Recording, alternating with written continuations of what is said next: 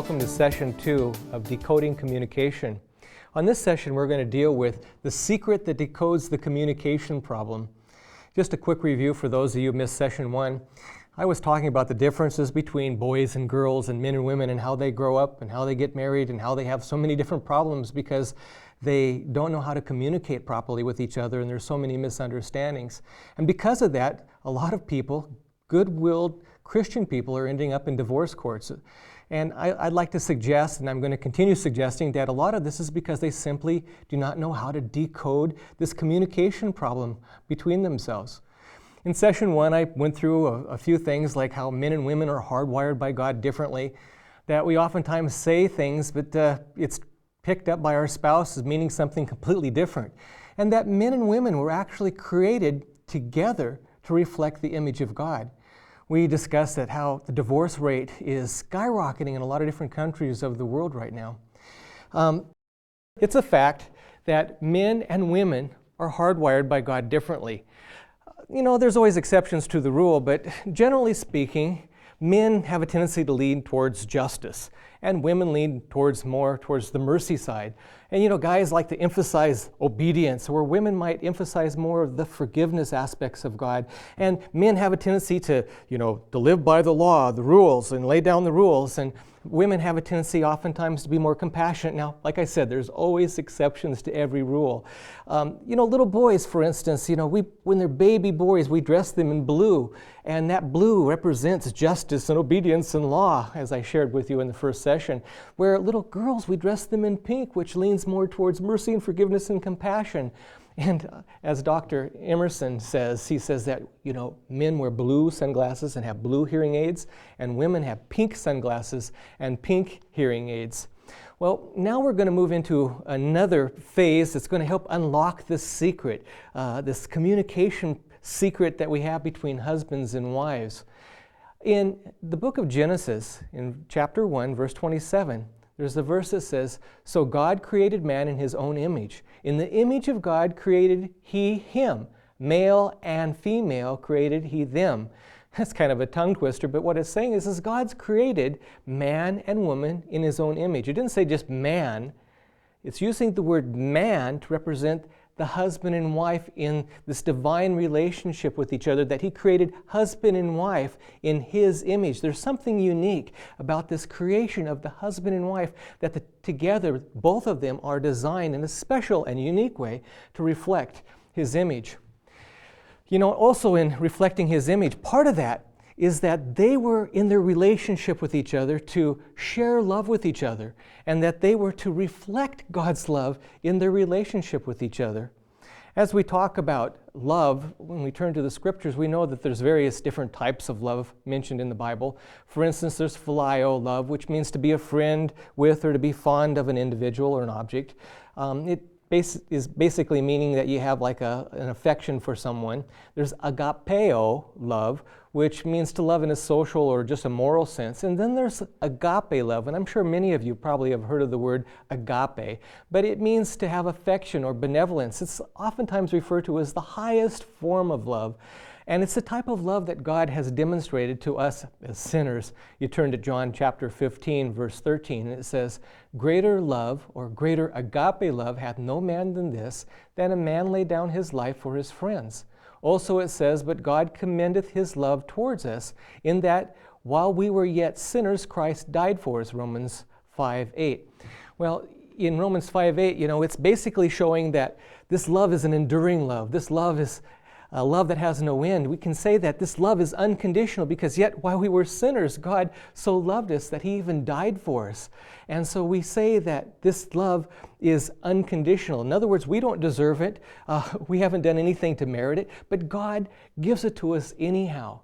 And then you turn to Ephesians chapter 5, which is that wonderful story in there, that the illustration of the comparison of Christ and his church and the marriage relationship. And in fact, you go to most weddings, this is the verse in the Bible that the pastor will use during the marriage ceremony. But it goes on to say in Ephesians chapter 5, it says, "For this cause shall a man leave his father and his mother, and shall be joined unto his wife, and the two shall become one flesh. The two unite in this mystical bond with each other in the ceremony of marriage to reflect God's character in a complete, more full way, that the two of them shall become one. And it says, this is a great mystery, but I speak concerning Christ and the church. But nevertheless, and he's bringing us back away from the illustration of Christ the church, he says, let every one of you, talking to the men, let every one of you in particular so love his wife even as himself. This love here is agape love. Men are being commanded to agape love their wives, even as themselves. And then it goes on to say, and the wife see that she reverence her husband. It doesn't say that the wife should agape love her husband. It's saying that the wife should reverence her husband. And we're starting to see a key that helps us decode this difference between men and women and our communication problems that we have. If you go, for instance, to the Phillips translation of the Bible, it says basically this, and he summarizes it in a really easy to understand English way. He says, in practice, what I have said amounts to this. Let every one of you who is the husband love his wife as he loves himself, and let every wife respect her husband. See, a man is commanded to agape love his wife, but there's no command in the whole Bible for a woman to agape love her husband. I challenge you, get out a concordance and look and see if you can find one single Bible passage where a woman is commanded to agape love her husband. We do see verses like this. For instance, look at this one in Titus chapter 2. It says, the aged women likewise, that they in behavior as becometh the holiness, that they may teach the young women to be sober, to love their husbands, to love their children. Titus 2, 3 and 4.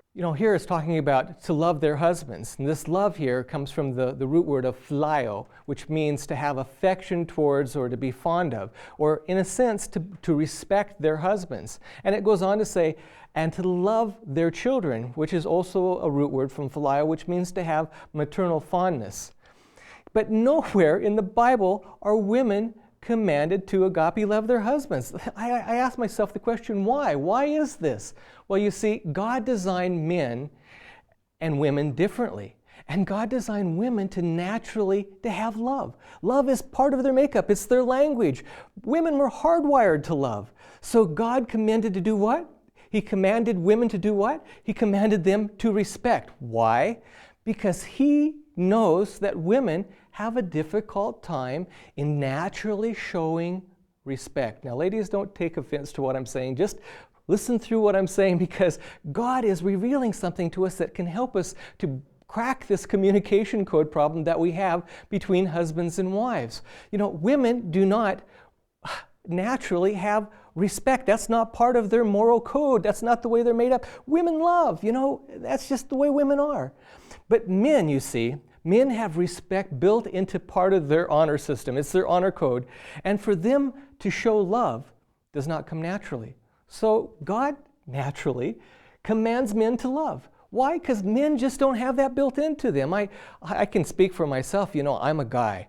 And to show affection and to be huggy, kissy, loving, like with my kids when they were growing up, rather than, touching them and saying, I love you. I wrestled with the kids and I did that kind of stuff. And, guys have a hard time naturally exemplifying the love. And so God realizes that that's the way He's made us. And so He puts the husband and wife together so that we can be complete, that the wife can respect the husband and the husband can respect the wife, and the two can feed each other and grow and nurture each other and learn to have a fuller relationship with each other. And I just like to say, men, you need to give your wife love unconditionally, just like God gives love to you, even if they don't deserve it. That's why it says in Colossians 3:19, husbands, love, agape love your wives, and be not bitter against them. I know a lot of guys that are just bitter against their wives.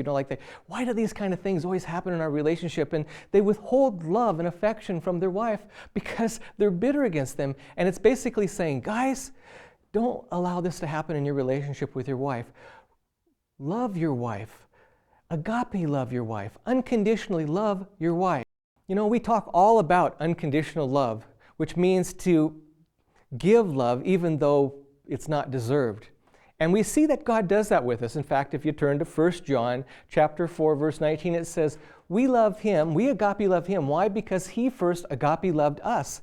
2 Corinthians 5:14 says, for the love of Christ constraineth us.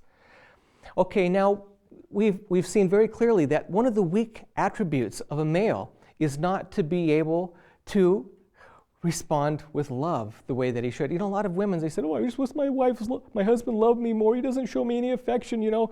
And, you know, it's a weakness that guys have. But on the other hand, the Bible gives us a key that unlocks an attribute of women to be able to help them to understand a weakness they have so that they can reach in and lock the hearts of their husbands, that their husbands can show that affection and that love that they're so craving to get. In fact, if you turn to 1 Peter chapter 3, it says, likewise, and this is a essential key, ladies.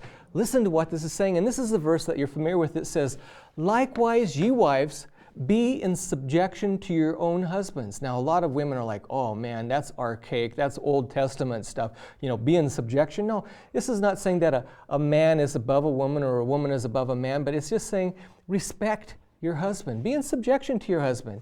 And it goes on to say that if any obey not the word, talking about if your husband is an unbeliever, he doesn't obey the word of the Lord, he's doing things that you don't think are right. It says, even if any obey not the word of the Lord, they also, without the word, may be won by the conversation, or in other words, the manner of life of the wives, while the husband beholds your chaste conversation coupled with fear. Now, the Phillips translation makes it really clear and simple. It says, women, by seeing the pure and reverent conduct of you, their wives, that you could win your husband. And so I'm saying, very clearly saying that, women, if you learn to show respect to a man, that is something that's part of the honor code of a man, that respect will unlock the love and the compassion of a man. It can even win him to the Lord. You know, we live in a day of, don't take offense to this, but I think it's obvious that we live in a day of modern radical feminism. You know, we have a love-dominated society, and basically men today are being told that they have to deserve and earn respect. In fact, this is what our culture is really pushing on us. You know, it's like, you know, we have to give love because love is unconditional. But when it comes to respect, you have to earn it. And I'm not going to show any respect, you know, buddy, unless you start, you know, doing something that makes me want to give it to you, because you have to earn respect. Respect is earned. You know, besides, a lot of ladies are thinking today, you know, if I show respect, that basically is condescending to me. You see, I'm saying that this guy is superior. And not only does it feed his arrogance and his ego, you know, but on top of that, if I show too much respect for a guy, that he'll end up becoming an abuser.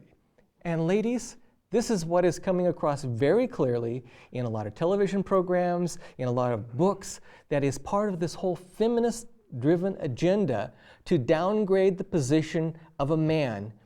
And I'm going to talk about this more in the next couple sessions, where we're going to go into understanding the mind of a man. That's going to be something extremely interesting for you. But you know, the Bible shows that we need to have unconditional respect. Now, that's a word you probably never heard of before, that we need to have unconditional respect.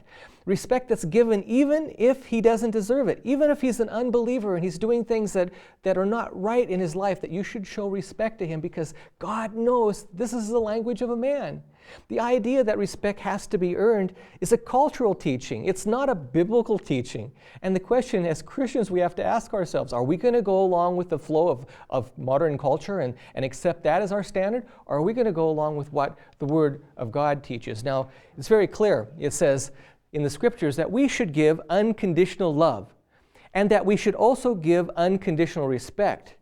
We need to show both, actually. You know, we need to respect our wives too. And we also need to have the women show love to us. I'm not saying that, you know, it's just 100% one way and 100% the other. You know, there's a combination of both. But what I'm trying to say is that the language of a woman is love, and the language of a man is respect. And Peter is revealing something very powerful to women. He's revealing something very powerful about how God has hardwired a man and how a woman can unlock that true love of a man. In fact, if you turn to the Scriptures, there's a really interesting passage that talks about how God is trying to reveal secret things to us. And it says, how that by the revelation made known unto me, Paul, the mystery or the secret, as I wrote afore in a few words, whereby when ye read, ye may understand my knowledge in the mystery or the secret of Christ. So it's talking about revealing a secret here. And to make all men see what is the fellowship of the mystery or the secret which from the beginning of the world hath been hid in God, who created all things by Jesus Christ. Ephesians chapter 3, 4, and verse 9. Paul and Peter are called to make known the secret things of God.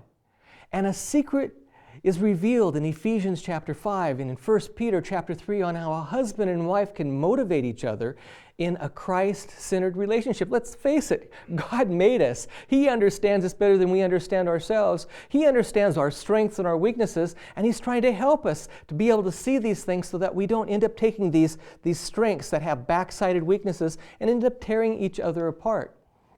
You know, a lot of research has actually proven what I'm trying to say here. And a lot of people maybe would have a hard time understanding this, but listen to statistically what men have said in regards to certain questions asked them in surveys. A man was asked, you know, a man in a good relationship with his wife was asked a simple question: does your wife love you? And the man unequivocally said yes. But then when asked the question, well, does your wife really like you? And then the husband would kind of like scratch his head and said, well, you know, I'm not sure. Well, a lady who was involved with the survey was like, what's the difference? I mean, to love somebody and to like somebody, isn't that the same thing? That's the way the woman was thinking, but the truth was that's not the way a guy was thinking. A guy was thinking, you know, there's a big difference. You know, he knows that the wife loves him. That's just a natural tendency of the wife, but sometimes he's not quite sure if she really likes him or not, because of this respect issue, and because oftentimes a wife will not come across showing the respect. On the other flip side of the story, the question was asked a lot of women, and the response was from a lot of women was a question in return: does he love me as much as I love him? You know, see, a woman is thinking from the aspect of love. Does he love me as much as I love him? Very few men ever ask that question. Why? The reason is basic goodwill. In a basic goodwill relationship, he knows she loves him. Women are designed to love. They thrive on love. Love is something they have been hardwired with. You know, we live in a society today that things just gone crazy. I mean, you look at what's going on in the world, and there's so much miscommunication. Like I shared in the first session, there's brick by brick of offense that's taken place, and it's leading to divorce. And it's just this craziness that's going on. And it's just to give you an illustration, for instance, how this craziness happens. And it's two well-intended people, you know, who love each other, that end up getting caught in this crazy trap. There was this guy one day. He was at work, and he remembered today is our 10th wedding anniversary. Wow, you know, he actually remembered. And so on the way home from work, he stopped in one of those little teeny card shops, you know, where they have all different kinds of cards and stuff. And he was looking around for the perfect anniversary card for his wife, and he found one that was her. Oh, it was just, it fit her perfect. You know, it had the right kind of colors. It said the right thing. It's like, oh, my wife will love this. He came home, he went into the house, he saw his wife there, he snuck in the back room, and he signed the card really quick and put the card inside the envelope, and he went out and they sit down to have dinner together, and he had this big smile on his face, and he handed the card to his wife, and she just started beaming. You know, she was just excited that, wow, he remembered, it's our anniversary. And she opened up the card and was looking at it, and she was like electrified. And all of a sudden she got this frown over her face. Her spirit started to deflate. Have you ever noticed sometimes in relationships with your spouse, you can say something and something happens and you can see their spirit actually deflate? And he goes, honey, what's wrong? Oh, nothing. Oh, tell me what's wrong. Oh, nothing. Oh, no, come on, I can tell something's wrong. She goes, well, it's really fine for a birthday card. Here he'd gone to get her an anniversary card, and he didn't take a close enough look at the inside of it, and he had gotten her by mistake a birthday card. And she said, well, you know, fine, you know, it's really nice for a birthday card. He said, honey, it's an honest mistake. He said, well, she goes on to say something like, well, you know, if you really love me, you would have paid more attention. I mean, if you would have had your car painted and somebody would have put the pinstripe on the side of the car crooked, you would have noticed that. You know why? Because you care about that. You care about your car, but when it comes to me, you don't care. And he says, well, fine then, you know, fine, that's great. And next thing you know, two good-willed people are starting to retaliate. And she tries to move closer, and she's trying to fix this hurt, and she's emotionally scarred by this whole thing, and she's moving closer. And to a guy, that's threatening. When a wife is like getting closer and she's wagging her finger, she's talking down to her husband as if he's a child. And you know what? He gets angry, and he does the honorable thing. He shuts down. He just goes quiet. Because, see, with a guy, he'll either fight when one guy is approaching another guy and he's raising his voice, that's a conflict. That's where you're getting ready for battle. And so he, rather than fight, rather than to get physical, he shuts down. He gets mad. And what does he do? You ladies know, right? He walks out of the room, and which screams at her that he doesn't love her. And then we start to wonder why the divorce rate is so high. This craziness goes on. These two good-willed people who love each other. He's had totally good intentions on getting her an anniversary card. He made one mistake. And then two good-willed people starting to fight over a card and over hurt feelings. And they go into separate rooms and they ask this question: why do these things happen? Many divorces start and end with these dynamics, even more so than adultery or desertion. Did you understand what I just said? That even sometimes those things are the outcropping of these dynamics, of these miscommunications and these little things that happen. And brick by brick, these walls are built up in separating a husband and wife because of this miscommunication. And this craziness is causing a cycle that is spinning out of control in our society. And what has happened is God has given us basic different attributes. And because of things that happen in miscommunication, not decoding what the Scriptures tells us, we find out that these attributes are played against each other, and it creates a crazy cycle. In fact, that's what Dr. Emerson Eggerichs clearly points out in his book, Decoding the Communication Problem. He talks about the crazy cycle because, you see, a man will respond to his wife without love. And in a sense, then she'll react to that because she's not receiving the love and affection and the kindness that she so much is craving. So she reacts. And what does she do? She becomes disrespectful. She reacts without respect. And then that causes him to react. And then the cycle spins back around to where, well, if she's not going to treat me the way I should be treated with respect, then fine, I'm not going to give any affection to her. And so then the crazy cycle once again spins without love, and she ends up reacting. And then she reacts without respect. And then he reacts without love, and this cycle goes round and around and around and around. And it helps me to think about this one verse by Ellen White. It's in Early Writings, page 119. It says, if pride and selfishness were laid aside, 5 minutes would settle most difficulties. This is a picture of a bus. This is not just a regular bus. This bus here is an Australian bus. It's an outback bus. You Aussies probably have seen buses like this. But I'm going to tell you a really quick story about a bus ride, and it's based upon a true story. And it could have been this bus, who knows? This is a bus that was going to go a long drive on back roads of Australia. But the bus was packed. It was getting towards evening, and everybody was getting on the bus, and they were settling in because they know it was going to be an all-night bus ride. And the last person to get on that bus was a man with 3 children.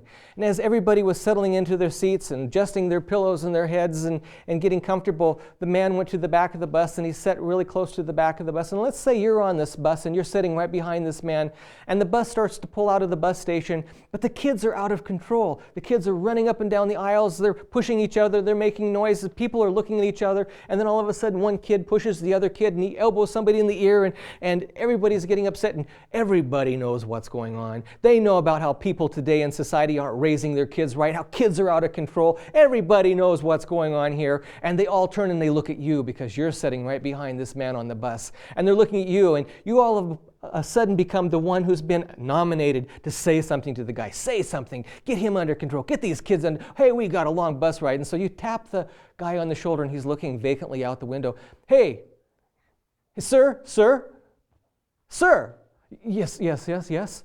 Could you get your kids under control here? We have an all-night bus ride. We need to get some shut-eye here. Could you get your kids under control? And now everybody in the whole bus has got their attention on you and this man. And the man turns and he goes, oh, everybody, I'm just sorry. I'm really sorry. He said, I just came from the hospital. My wife, the mother of my children, died this evening. And then all of a sudden now everything on the bus changes. But did everything on the bus really change? Did everything really on the bus change? Everybody had their preconceived opinion about what they thought was going on. Everybody had sized up the situation. They all knew what was happening. But there was only one problem. They were all wrong. They had made a quick judgment. They had made a presumption that what was happening, and it wasn't happening what was happening. And all of a sudden, these feelings of anger and daggers were flipped over into compassion and sympathy. You know, it says in Proverbs 13, verse 10, it says, "Only by pride or presumption cometh contention." You know, the sin of presuming, the sin of assuming something, only comes contention, but with the well-advised is wisdom. And that's what God is trying to teach us in the Scriptures. He's trying to make us well-advised, to reveal to us. We are interpreting what's going on through our experience. And we hear our wife say something or our husband say something, and like, why doesn't he see things the way that we see things? Well, he's not a woman. She's not a guy. We see things differently. And we become mind readers, oftentimes judging the others, perceived on what we think is right. And the only problem is that we all could be wrong. We all could be on this marital bus ride. You know, finally, in relationships, what could end up happening is that a wife will come to the place where she'll start to think, or she'll even say, "You don't even love me."